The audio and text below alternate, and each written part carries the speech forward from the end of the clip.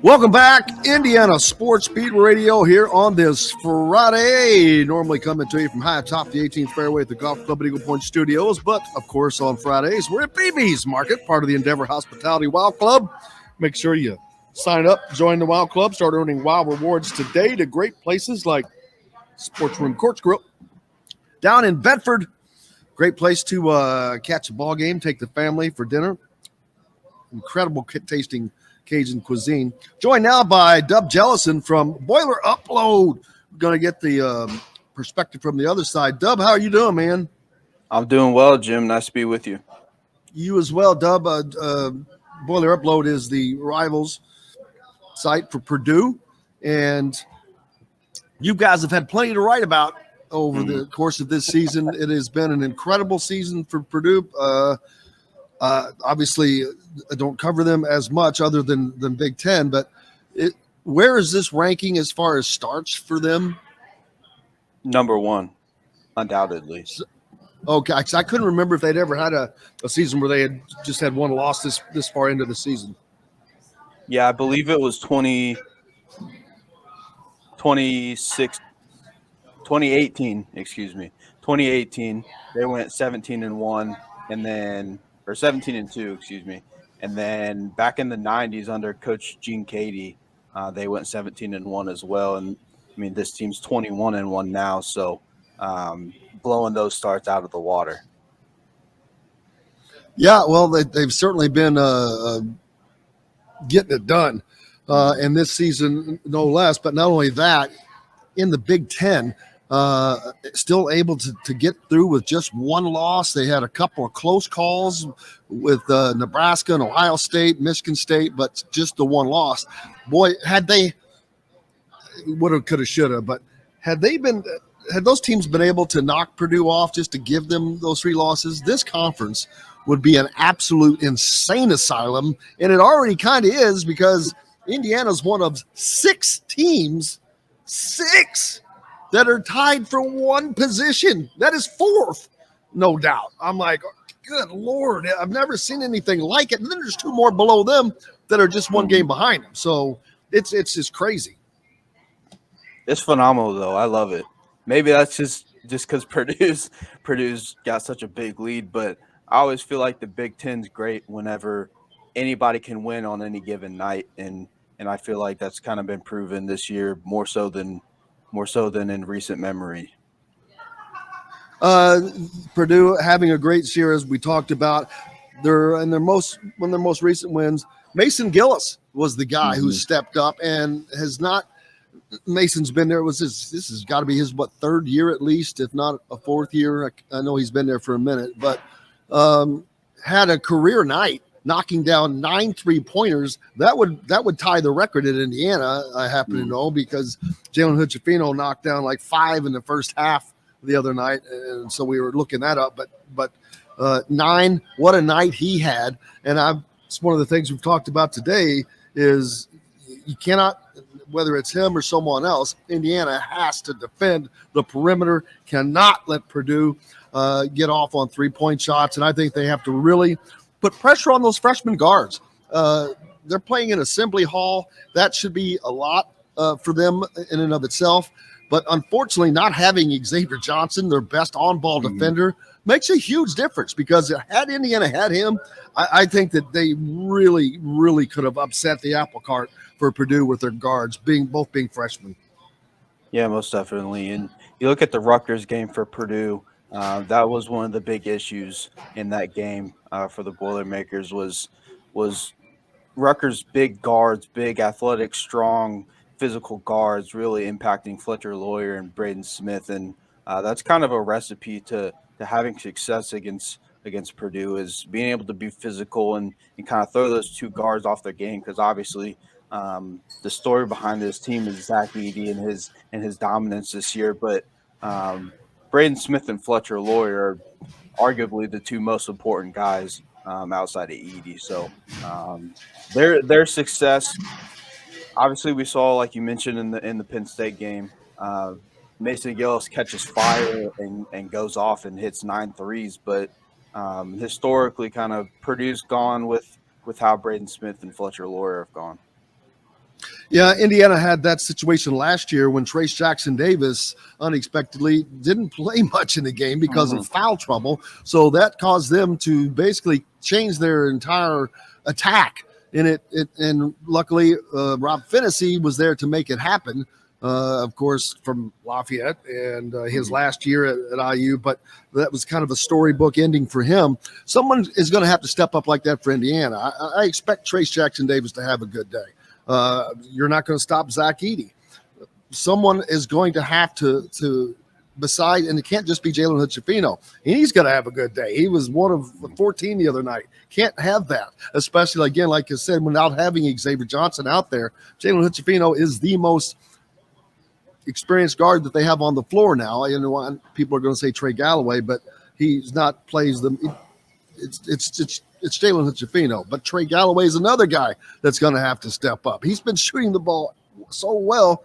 His last 5 games, he's 67%, 8 of 12 from behind the arc, and 54% overall, averaging 9 points a game his last 5 games. But he's got to continue that, and that's where Indiana's ancillary players have just been really up and down, and I think that has been a problem for them. That's kind of been the same with Purdue. None of the guys like Brandon Newman, Trey Kaufman-Renn, Ethan Morton, even Mason Gillis hasn't been too consistent this year. I mean, they have some, even David Jenkins Jr. as well. Had a guy that's been consistently come off the bench or that's been scoring 10 points a game and being a consistent threat outside of the big three with Edey, Lawyer, and Smith. So, I mean, I think that's what the game's going to come down to personally is who steps up amongst those secondary kind of players between IU and Purdue. Absolutely. I do not disagree with that. What is the thought? And I'm not saying from the fans because we all know, I know what the fans think on both sides, but what is the real thought of for this game coming in from Purdue's perspective? Just take care of business. They've had a real business approach to this type of to this year. Excuse me. They didn't really even bring up the Indiana game until after the Penn State game, which was on Wednesday. They've just been business as usual. Obviously, Coach Painter knows what this rivalry means, and he's going to have those guys ready. But it's a business trip down to Bloomington for Purdue.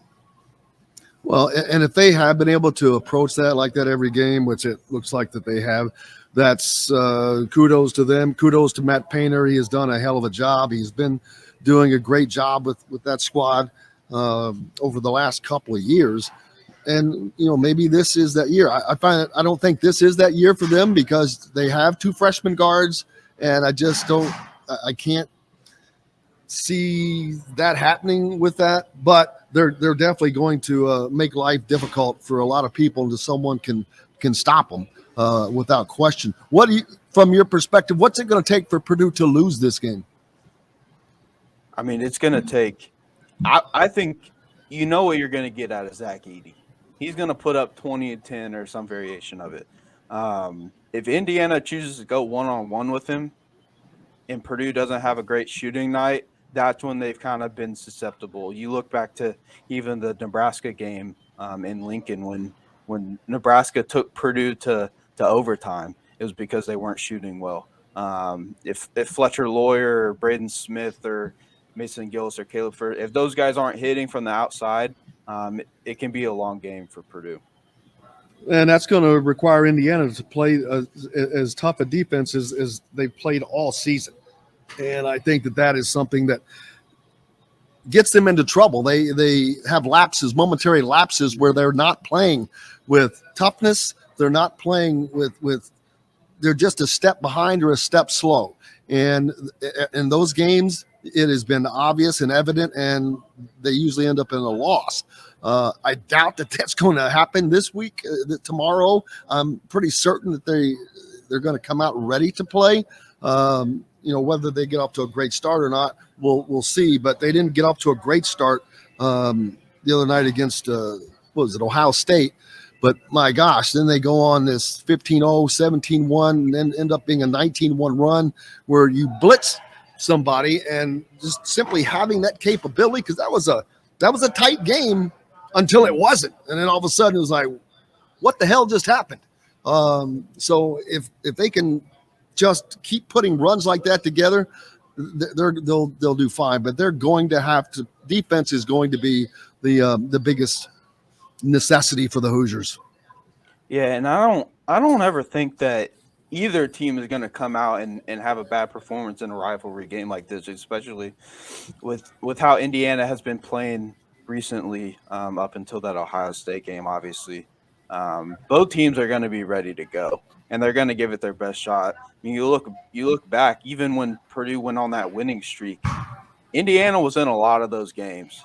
Very rarely is there a 30-point blowout in Mackey like there was in 20, I believe, or 2012. I mean, these teams are going to come ready to play, and it's going to come down to the final minute like it did last year. Yeah, it's been a lot talked about this week. Tickets going for a high price. Mm-hmm. I would imagine the students are probably going to be standing in line tonight, which, boy, I don't know about that. That's they did that for the North Carolina game, but it was not sub-zero weather.